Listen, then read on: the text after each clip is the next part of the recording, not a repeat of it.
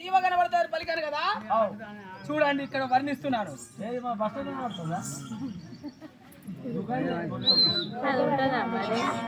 ఉంటది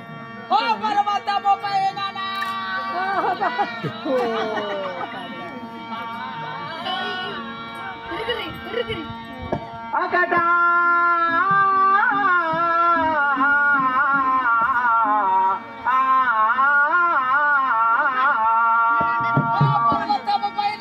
కూర్చుంటే కవివరుడు వాళ్ళ కనులా చూసి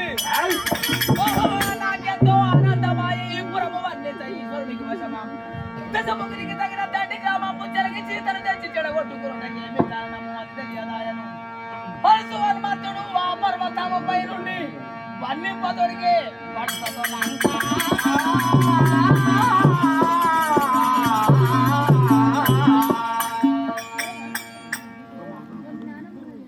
ప్రధాని అయ్యా గంట దూరం ఎక్కినాక నేను చెక్కాలే నన్ను చంపితే నేను మటనే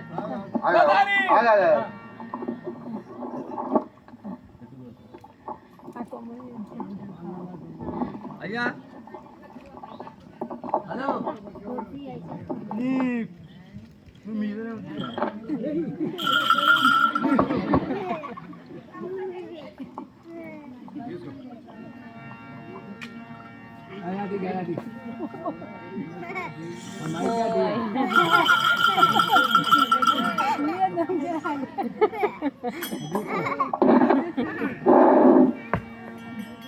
మీదనే